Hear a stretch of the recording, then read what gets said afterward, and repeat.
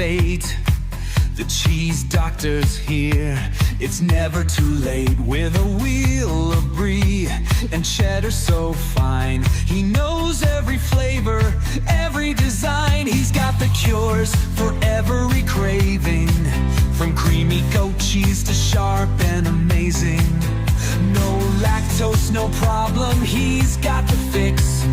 Healing with cheese, oh, it's the ultimate mix. Oh, the cheese doctor, master of the curd, spreading joy with every bite. Haven't you heard? From Gouda to feta and Parmesan too, the cheese doctor knows just what to do.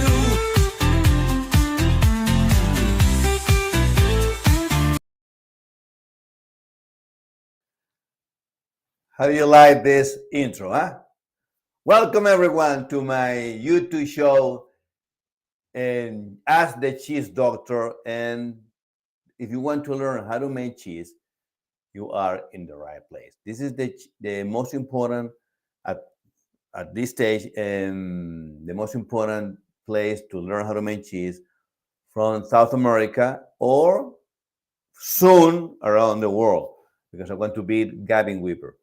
Anyway, if this is the English version of my Spanish of my show in Spanish, so I invite you, I encourage you to attend. If you don't speak Spanish and you can attend and you want to learn how to make cheese, go to this show, which is only in English. And of course, if you have any questions and you want to ask me something, or you want to suggest something, we are open, and just let me know and I will answer any question that you might have. Okay, of course, regarding to cheese making, I will also answer the question of our audience if I have any in English. I'm just starting with this show in English. I reckon I have done maybe 1 or 2 shows, so the idea is that if only for the English speakers. Okay, we are for live streaming on Instagram, on YouTube, TikTok, and Facebook. So spread the voice that I exist. And every Saturday at 11 a.m., maybe a little bit more, because sometimes I fix issues in the regarding the stream. I'm not very on shot. I'm not on time all the time, but I try to be on time all the time. This is when I came to this country, I learned how to be on time for everything. My name is Dietrich Truxes, and I also known as the Cheese Doctor. So, and today we are going to show you. We're going to talk about this topic here, right? We're gonna be talking about this crucial topic for all artisanal cheese lovers and, of course, producers. Is regarding the food safety and the impact of pests in cheese production. I asked a question here. Do you know that insects or bugs like flies, rodents, and even ants can affect the quality and safety of the cheese that we consume? As I said, in this episode, in this video, or in this podcast, because this show is also being replicated for podcasts and in all my social media, we're going to talk about how these animals can contaminate cheeses and what strategies exist to keep them away. So stay with me, because this topic that I want to tell you today is vital to guarantee safe, delicious, and risk-free cheeses. So let's get started. And I'm gonna go with slide number 1, number 2, okay? And we're gonna talk about this annoying, I hate him, this annoying bug called flies, okay? So flies are one of the most common insects in cheese factories, especially in summer. Here we have summer is going away now, but we don't have many now. But at the beginning of summer, we have heaps of flies. especially this in areas, in rural areas, or in open environments where cheese is naturally ripened. Um, Although at first glance they seem like just a nuisance, they actually represent a serious risk to health. Okay, why? I'm gonna tell you why. Why are flies a problem in the production of artisanal cheeses? Let me know here in the comments, and meanwhile, I will be saying hello to all the attendees on my show. So let me check in first, and I'm gonna say hello to people in Instagram. In Instagram, we have people here. Teki Plus join, Lopez Mary join, Delia join. I have people here that is joined. They haven't said hello, but Edgar, TM, BM, Janice, Morales joined, Lux 26 joined, Viri Alvarez joined. Okay, good. And in YouTube, I don't have their names, regretfully. I would like to know their names. I have people connected as well in YouTube. But anyway, let's carry on with the presentation because remember, this is only in English, all right? Flies, as I said, are insects that feed and reproduce in decomposing materials such as food scraps, garbage, and organic waste, right? And this makes them vectors of diseases since they land on contaminated surfaces, and their legs and bodies may become impregnated with with bacteria, with virus, and any pathogen. And then when they fly and land on food, let's say cheeses, which is our concern, these flies will transfer those microorganisms directly to our products. And imagine this case scenario that a fly was previously in an animal fecal matter of or decomposing food scraps or whatever you can imagine. In a matter of seconds, the fly will land on a block of cheese in the process of ripening. Imagine this case scenario. With this simple contact, this bug have left a dangerous bacterial load on the cheese. So we have to avoid this. Okay, pathogens.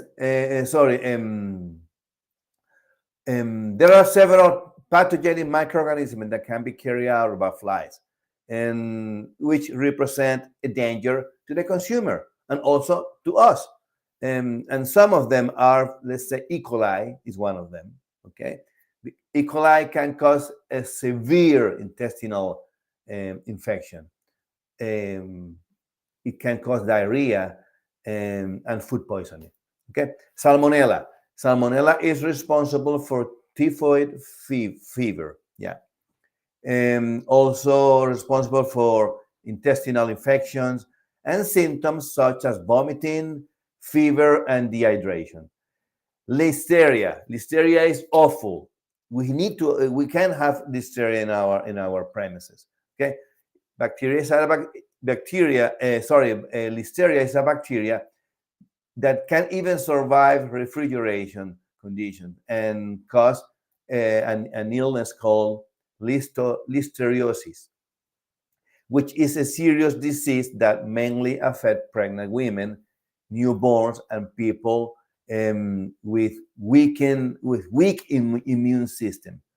Another disease that might be transmitted by flies is the Shigella, which might cause, or indeed it causes dysentery or dysentery. I don't know how you pronounce it, which is a disease characterized by bloody diarrhea and high fever. This is disgusting, eh? Okay, and there is not only that flies land on the cheeses, but also that they can defecate, they can put their droppings and vomit, because the flies also vomit on our product, on our cheeses, releasing even more bacteria. So this can cause organoleptic damage to our cheeses, because the flies can directly affect this might cause organoleptic damage affecting the quality of our cheese, right? Um, some species of flies can even deposit their eggs on the surface of the cheeses. And when the eggs hatch, the larvae feed from the cheeses, creating cavities in the cheese and the rind and changing the texture of the cheese. There is a cheese called casumarzo. It's a cheese from Italy. And the cheese is on purpose exposed to flies so they can put their eggs. And the flies start eating the egg. And the people that have eaten the casumarzo um, say that it's a very good cheese. I haven't tasted. I'm not interested because I believe in food safety. So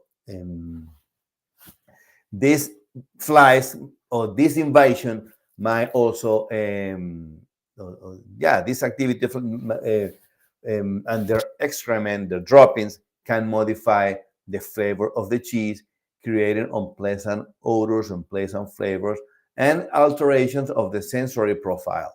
Okay, I would say the by spreading microorganisms in cheese, sorry, flies contribute to a faster decomposition of the product, reducing its shelf life and making it unfit for consumption. So it's very important that we get rid of any fly that you see in your environment, in your cheese making environment. Okay, and since flies represent such a great threat, it is essential to implement effective strategies for the mitigation. And I'm going to tell you some of them. For example, physical control. It's very important that you put barriers and protection to in the production area. You might use, for example, mesh or mosquito nest.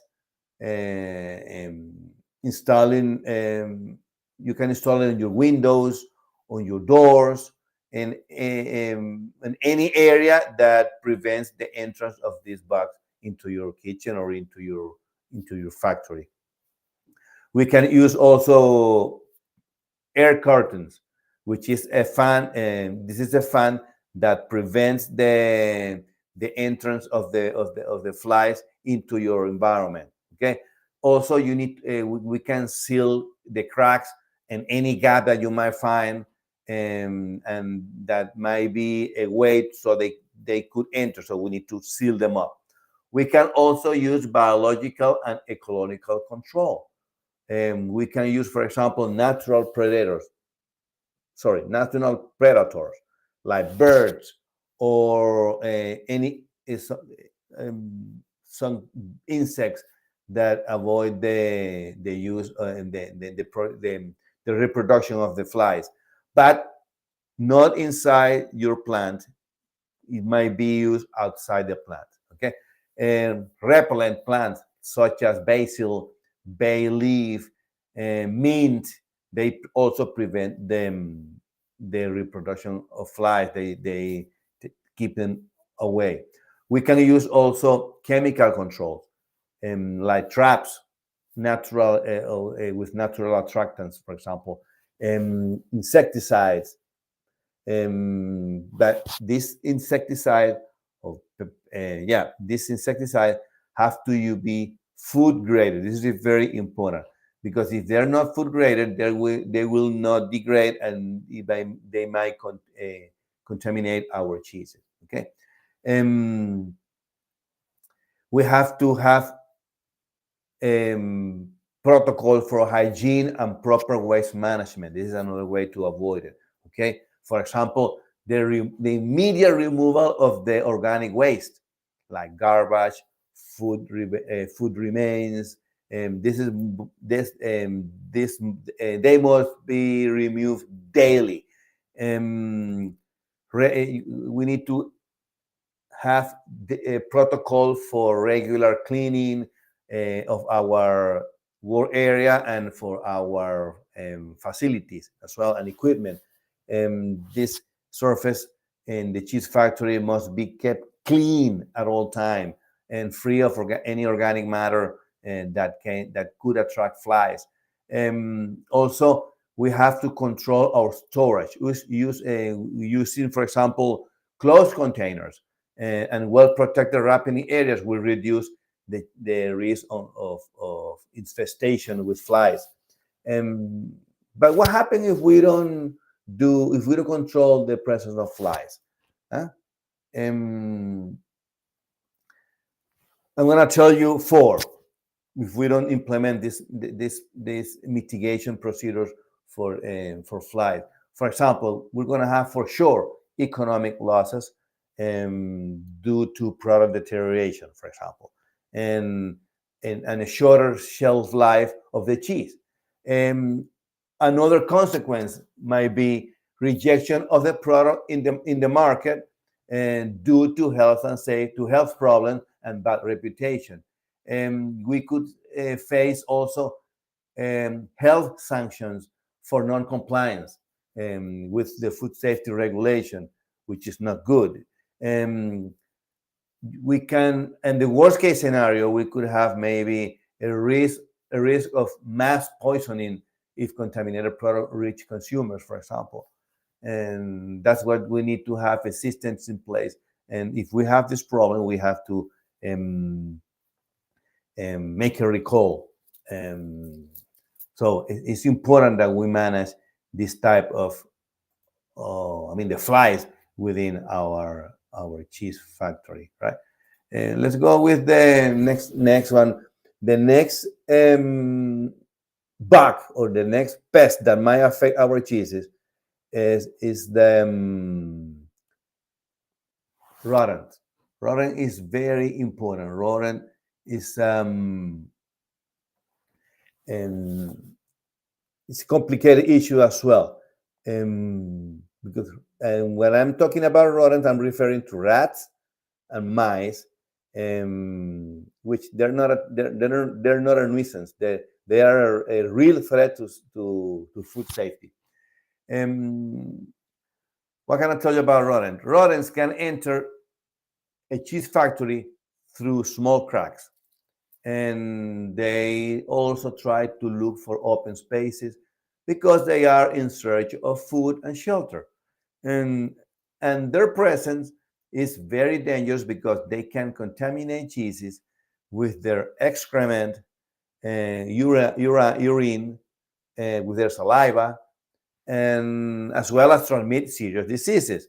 Um, but I'm going to tell you how they can um, affect the cheese production and what strategies can we implement to prevent them.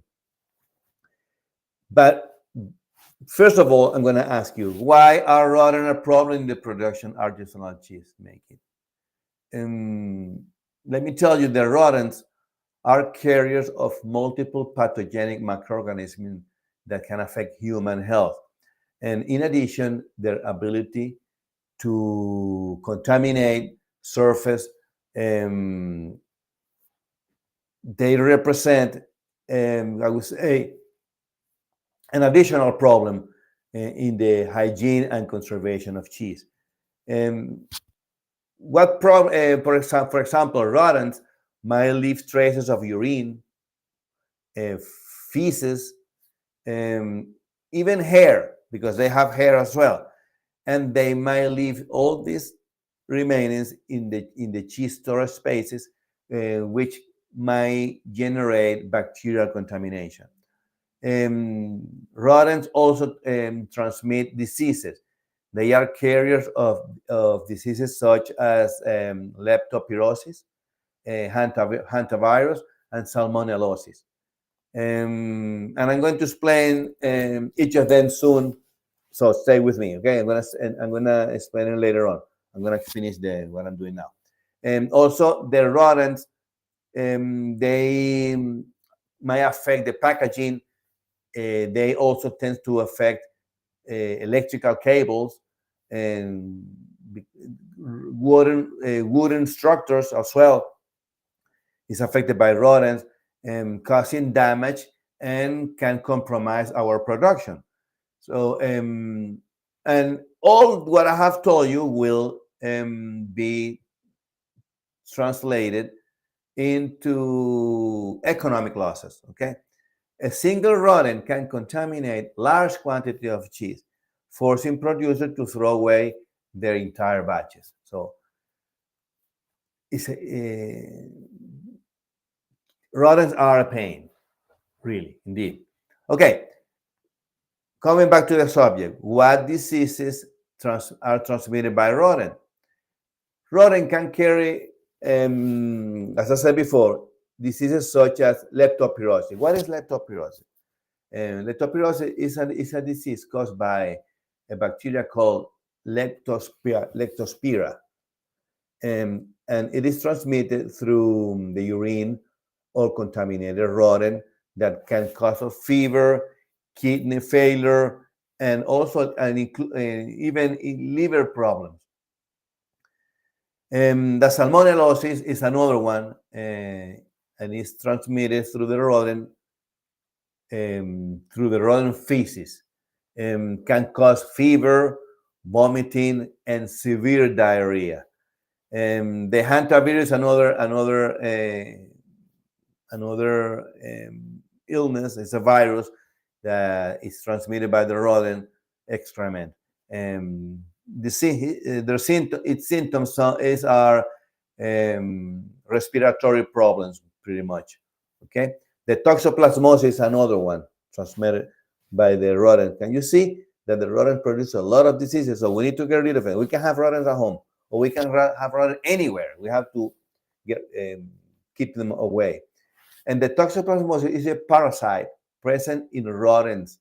They're inside the rodent that can affect humans through the consumption of contaminated food. If a rodent, let's say, eat a cheese and it has toxoplasmosis, it will pass the toxoplasmosis to the human, to us. So the presence of these pathogens in the cheese production environment represent an enormous risk. I'd say it again and again, to ourselves and to public health. So it's essential to implement effective preventive measures. Okay. To avoid the presence of rodent in cheese factories, we have to, for example, implement. I'm going to tell you 3 or 4 measures. Okay, mitigation measures that we can take. For example, we can seal all cracks and holes. This is one of them. We need to inspect periodically of any gap, any hole, which might attract rodents, or maybe to see if the rodent can enter inside. Also, we have to use resistant materials. We have to cover the holes with stainless steel, for example, cement, and we cannot use wood, plastic, because the rodent can easily destroy it, and so we have to use this type of materials. Concrete is the best, and stainless steel. We have to use also metal physical barrier, such as metal grates, let's say, in drains, weather stripping on doors, and mesh on windows help prevent their entry as well. We have to also to eliminate any type of food in our shelter sources. Okay, we have to eliminate any I would say any food that we have in any container. All right, and we have to clean these containers every day, which means that we have to manage our waste accordingly. All the garbage containers, for example, must be airtight and must be empty, must be clean to prevent rodents from finding food. If we prevent the food on our side, on our plant, there will not be any smell, and the cheeses and the rodents will not come. Okay, we have to make constant cleaning. We have to keep the facilities clean at all times. This will reduce the availability of food and, of course, the mitigation of an attraction of the rodents. Um, we have to also, for example, ingredients and finished product must be stored in sealed containers, and also put in high shelves so the rodents might, if there are any, might not reach out over there. Okay. Also, we can use natural predators, which are biological barriers. But as I said before, these predators, which are natural, for example, owls and cats, have to be outside our house, our company. I don't like much. I don't like to have biological barriers. I don't like cats. I don't like uh, any living creature in my life. I don't want any because it gives problems. We have to feed them, etc. So prefer not to have. I prefer the chemical control method. These are the ones that I like, and the one that I use. For example, we can use rodenticide, um, which but we have to use this rodenticide product with a lot of care because they might affect someone else. Okay, so we can use poison baits that can be placed in secure station where they do not come into contact with food, or maybe these rodenticides are not accessible to other animals or even humans. If there is a baby walking around and we put these chemicals, this poison, this rodenticide, the, the baby might eat it, so we need to be careful with this, okay? What consequences can we face if we don't control rodents in cheese factory? Well, we could have basic. We can have, first of all, a contaminated product. This, as a consequence, we can have fines, sanitary closures, because the regulatory bodies of the city that we are making the cheese can close our factory because we don't meet the correct hygiene standards. So we need to be careful with that. We also might lose our customer prestige, because the presence of rodent might generate distrust in the consumers, and this will affect our cash flow. It will increase production costs as well, because any contaminated product by rodents should be replaced. And if we have an outbreak of this contamination, we might lose the whole production, which will be translated in financial loss. So, and the worst case scenario, we might face contamination of cheese with bacteria and viruses, for example, can lead to mass poisoning and massive outbreaks and legal problems. So it's very important that we manage the, the rodent accordingly. Okay. The other element or the other pest that we might face are spiders. Spiders can cause physical contamination and pose a risk to workers in artisanal cheese manufacturing. I tell you that spiders in the natural habitat play an important role in ecological balance because they regulate insect population. However, when these species are found in our work environment, let's say an artisanal cheese factory, they represent a significant risk in terms of physical contamination and also to worker safety. Um, I remember I have done it in Spanish to other channels, not lately in English, but in Spanish I have told tirelessly that in artisanal cheese factories we seek to ensure a maximum quality in each process, and hygiene control is very essential when we make cheese. Spiders being animals that move silently and often in inconspicuous places, they might become a source of contamination if it is not permanently eliminated.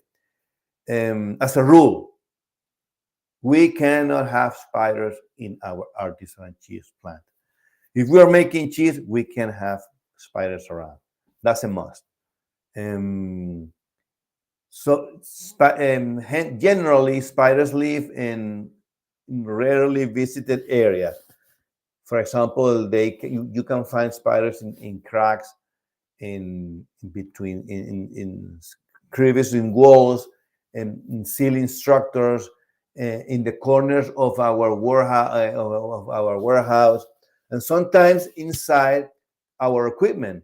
Maybe it might be a pot, it might be a plastic container. We might have had um, spiders in these areas. And it is common for them to look for quiet places where they can hide over there. Because when they are when they find this quiet environment, they will make the net to attract other insects, right? Um, but that not can be that can be. We can avoid. We can have spiders in our cheese factory. Spider webs can also come loose and stick to the equipment, for example, to our work tables, or even the cheeses by itself during the production process. And because they are so thin, I'm referring to the webs, they can leave residues that might affect the preservation of the product and, of course, its hygiene. So the presence of spiders in a cheese or maybe in our plant is also could alert consumers and safety inspectors that our hygiene is not the best or our plant is not the best. So, and when I say a production plant, I mean a plant per se, or maybe our kitchen. If this is the case that we are making cheese at home. So this perception of cleanliness is crucial in the food industry. On the other hand, some species of spiders are poisonous. They have venom, which can cause severe reactions in humans. And although not all the spiders are dangerous, right? But the bites from a venomous spider, such as the black widow, for example, or this one in Australia, the funnel web or the redback, they might be um, they might be allergic, or they might cause allergic reaction to humans, and they might be, in the worst case scenario, they might be lethal. This Australian Sydney, sorry, the Australian funnel web and the redback spider, they are lethal in Australia. They are small ones and lethal. And and although spiders can be considered less invasive pests compared with other insects like rodents or flies, for example, their presence tell us that our hygiene conditions in the plant are not the most optimal, and therefore the, we have to adopt proactive measures to avoid the proliferation of spiders.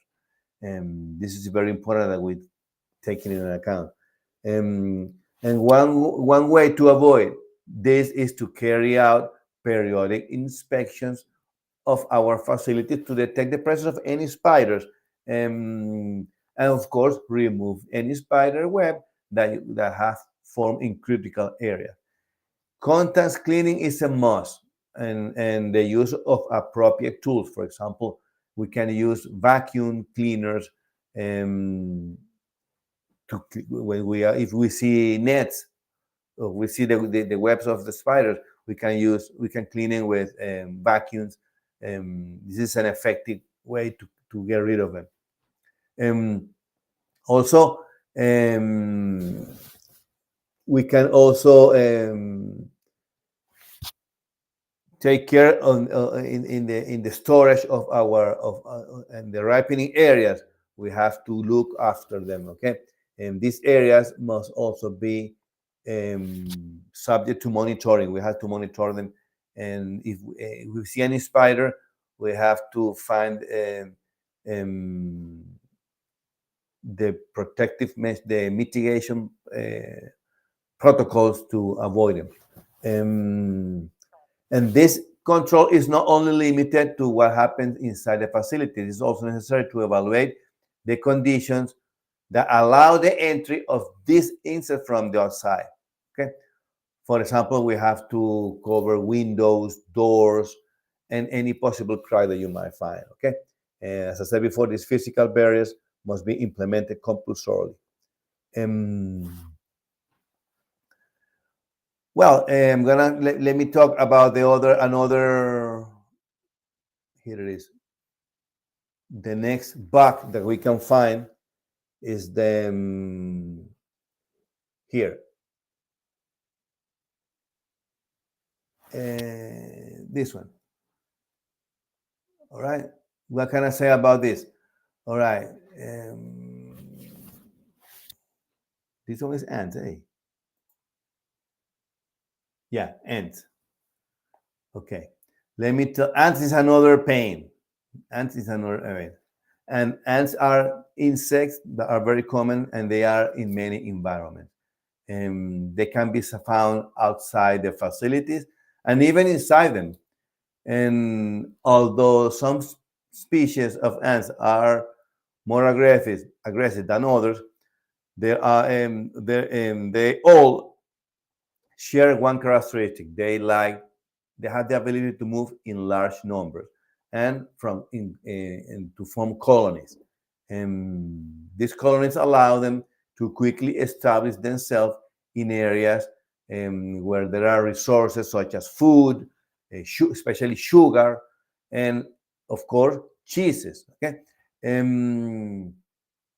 artisanal cheeses factories are an environment where a large quantity of dairy are stored, and there is it might attract ants. Why I told you this? Because lactose, when we are making cheese, we use milk, and the milk has lactose. What is lactose?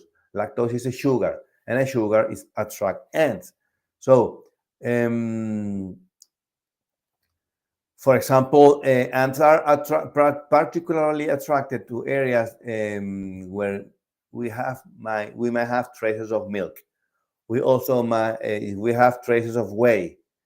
Remember that whey the whey has the 85% of the lactose, so it's a source of attraction for ants, or even cheese particles, right?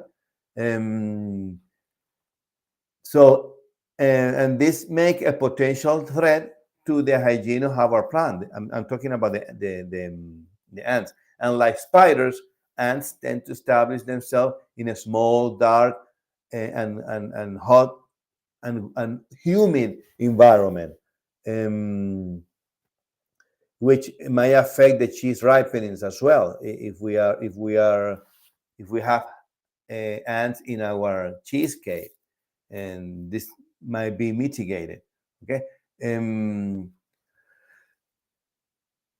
species commonly found in food factories, such as the carpenter ants or the sugar ants, tend to be tend to aggressively seek for food, and when they find the food, okay, they use like a chemical that will attract other ants, and in a matter of half an hour, we have a big population of ants contaminating our cheeses and affecting the quality of the cheeses as well, right? So another impact that might cause the ants is the contamination with their bodies as well, because as they move across the surfaces where the cheese is produced and handled, the ants can leave behind fragments of their bodies, such as antennas or even legs, which can mix with the ingredients, or they can also adhere just stick to the rind of the cheese, or if it is a fresh cheese, for example, it might stick to the cheese. So bringing of flavors and bad texture, not, I wouldn't say bad texture, bad appearance, because if you see a piece of ant into a cheese, it will also bring or transfer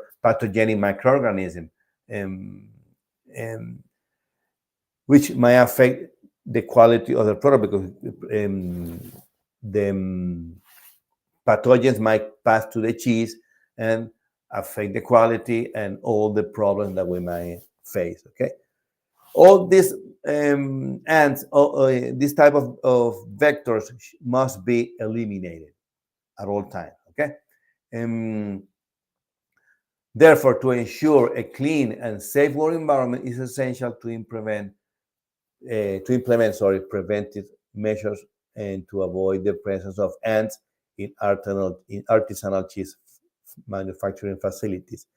What measure can we implement to mitigate the ants? The same measures that are taken with spiders. Simple. Okay. Which are them? Avoid, eliminate the rest of food, have the area clean, monitor, continuous monitoring, among others. All right, and let's go with the last slide, which is referred to the hygiene. Let me see if I have here. Wait, yeah, this one. Let's go with the hygiene. Let me see. Correct. And regarding the hygiene, hygiene is the basis of the safe and healthy cheese production. Okay, throughout the manufacturing process, from receiving the milk to the final packaging, the risk of contamination is always present, and we have to minimize it at all times. Okay, and I have people here. Right? We have to minimize it. This contamination can come from various sources. For example, it could come from the hands of the workers, for the production of the equipment, the environment, and yeah, and of course from the pest, which is the topic that we are discussing today. Without strict control over hygiene, even a small oversight can result in the proliferation of harmful microorganisms that will affect the quality of our cheeses. So what can we do? We have to implement hygiene protocol and try at all times to have good practices in regarding to hygiene. And I'm going to tell you some of them so you can follow. For example, we need to clean. We need to clean all the time when we are making cheese. If we are doing something and get dirty, start away, clean it up. Okay, we have to clean tables, benches, and also including the processing equipment. They must be cleaned frequently at all times using detergents and disinfectants approved by food industry. Remember, they need to be food graded. Okay, and this cleaning must be done after each step in the production process and also at the end of the work day. What I do when I make cheese is I have like a small container bleach, with a bleach solution, 200 parts per million. And I constantly rinse my hands in this solution before I'm going to handle any type of cheese or any product related to cheese. Once I manage it, I carry on doing, and whatever I'm doing, and I'm putting back again if I'm going to handle the cheese again, or the milk, or an equipment, or a spoon, or the pH meter, I disinfect my hands again in the solution, and I do it very frequently. So In this way, my hands are always clean. I don't use gloves. I don't like using gloves. In the New Zealand cheese school where I learned how to make cheese, I they taught me not to use gloves. Why? Because the glove can get contaminated as well. It's the same. So, and if you put the glove into the solution, inside the glove you will have solution. That's what I always use my bare hands to make cheese. Okay. Um, Also, the workers have to comply with personal hygiene. Okay, we have to have in place um, high and strict personal hygiene standard. For example, frequently hand washing, mask, the use of mask, protective clothing. Um, if we make cheese, for example, with dark clothes, that's not allowed. That's not good because we cannot see the contamination if there is any. Okay, it's also important to frequently sanitize our hands. If we don't use this bleach solution, we can use sanitizer or even alcohol. I use a lot alcohol. Um, this alcohol solution is 70% concentration. If you want to learn how to prepare this solution, there is a video in my channel called disinfection technique, and you will see all the how to make all this solution, the chlorine one, and the alcohol one, and plus another one. And I made this video in COVID, so and it's a very good one. It's very good one. Go over there and clean it and watch it. Okay. Um, Also, the equipment used in the manufacture, um, cutting and storage of cheese must be regularly disinfected. Special attention must be paid to utensils that comes into direct contact with milk and cheese, since any residue and any leftover can be a breeding ground for harmful bacteria to reproduce. Um, we also have to have in place um, we call it cross-contamination protocols, okay? Cross-contamination control. Um, because this cross-contamination occurs when microorganisms such or allergens from a contaminated source are transferred to our products, uh, which is the case, for example, of our cheeses through direct or indirect contact. And to avoid cross-contamination, we can use these mitigation rules, and you can use it as a standard. For example, separation of work area. If you are making cheese at home, you have to separate all your home gear from your cheese gear. Okay, this is one step, for example. You can also you have to also when you make the cheese, you have to have production stages. For example, in pasteurization, you have to use an environment. When ripening, you have to use an environment, and so on. Okay, and this will minimize the risk of cross contamination between the processes. Also, for example, if you are using, let's say, blue mold, if you are making blue mold, you cannot use the same equipment for blue mold than for fresh cheese, for example, or for camembert. So we have to separate the vats because the blue mold will contaminate your camembert. All right, so we need to have this environment separated. What else?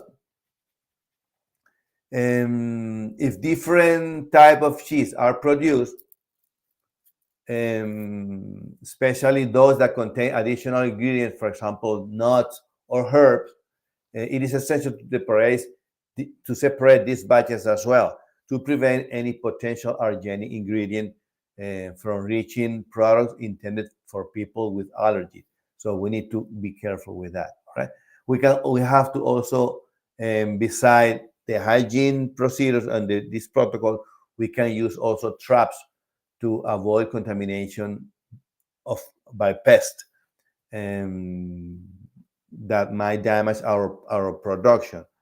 Um, we can also use, and regarding these traps, we can use adhesive traps, ultraviolet traps, or electric ones. I love the electric ones because they are called sappers, and I love them because they kill instantaneously. And also rodent traps. We can use this type of traps to get rid of the bugs. And the adhesive one are very useful for capturing flying insects, for example.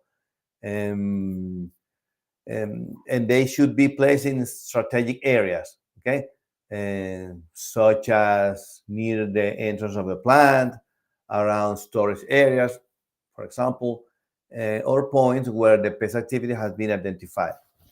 However, I wouldn't put the adhesive trap inside the manufacturing area. I would put it on the outside.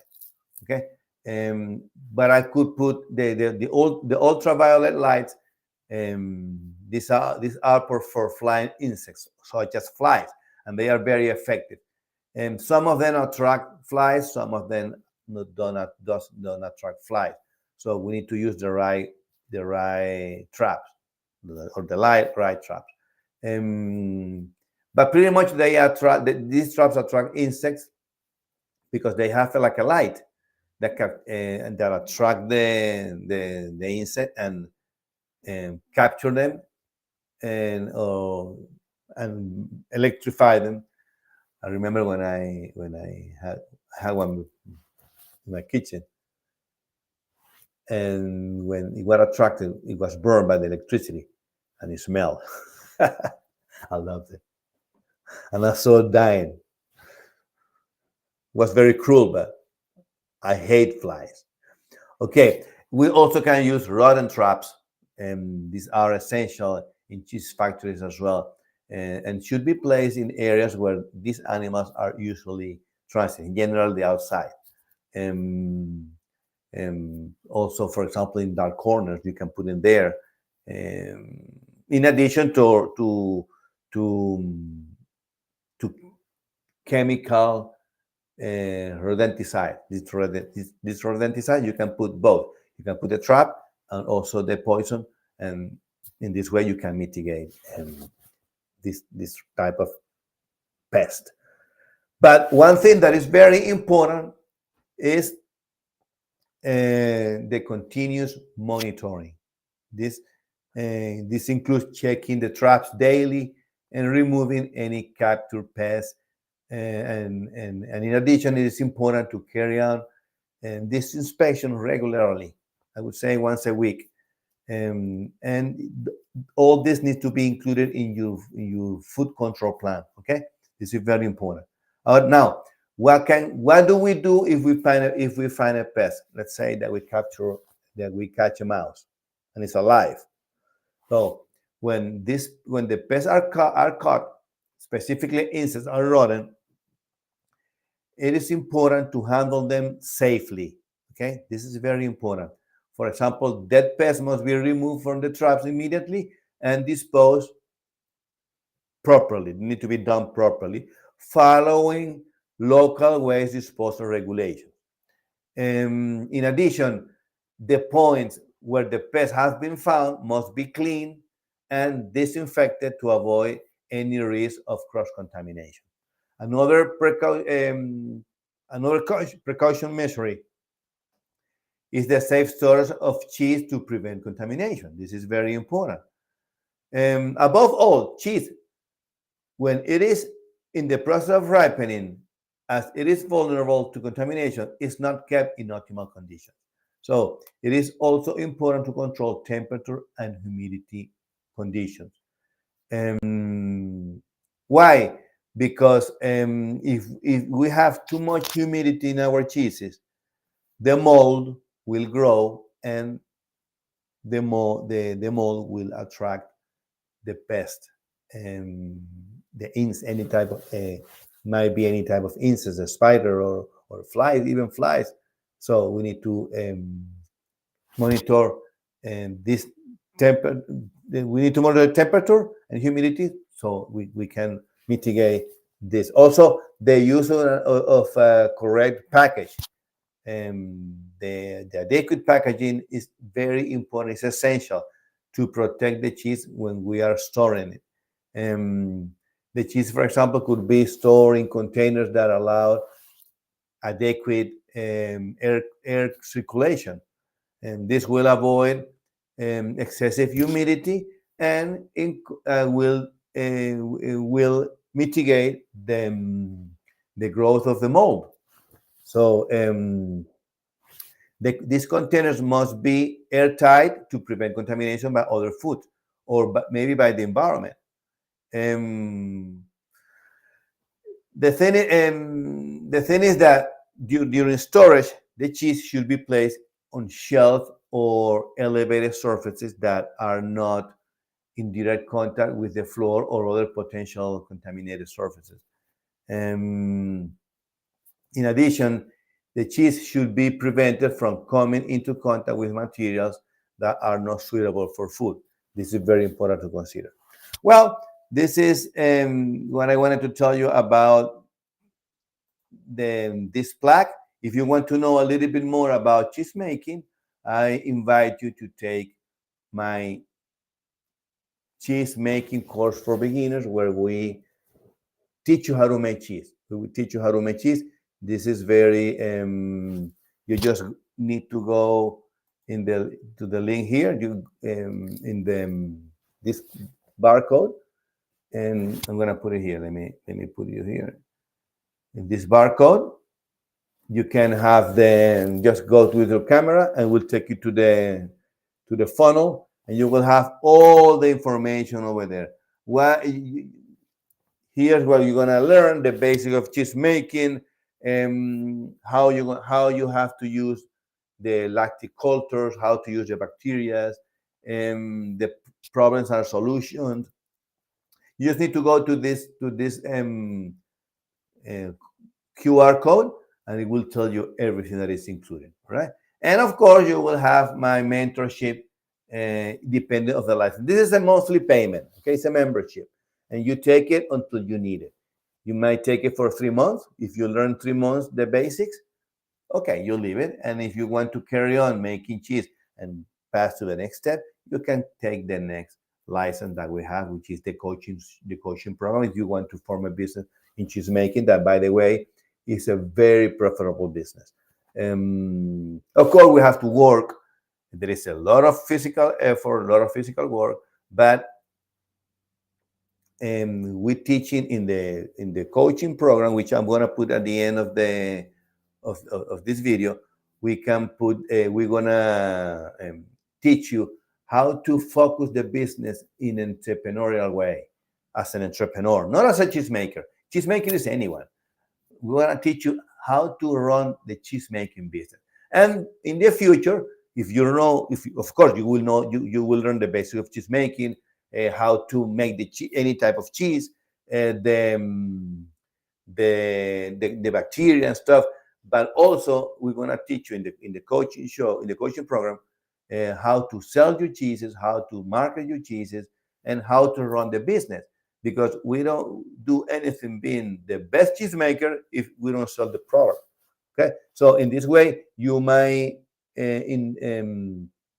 teach your employees the technique of cheese making, and what you will do is running the plant. You just manage the plant and get the money. Okay, that's it. Let me see if we have any question here. We don't have questions here. In Instagram, we don't have questions here. And in YouTube, we don't have. Let me see if we have questions here. No. Let me see. In YouTube, no, I don't have questions in YouTube. All right. Anyway, it's 1 hour. It took more than expected, But and I promise you that next week I will have because I'm gonna use this was the outro of the show, so I'm gonna repeat it again. So I promise you for next week I will put you the correct intro in the outro of the cheese making of my show. Okay, so if you are, as I said, if you want to learn how to make cheese, come every Saturday at 11 o'clock, more or less 11 plus a.m. New Zealand time, because I live in New Zealand, and learn how to make cheese with me. Okay?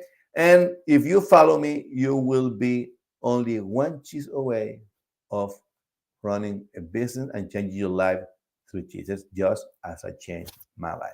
See you next week. Bye bye.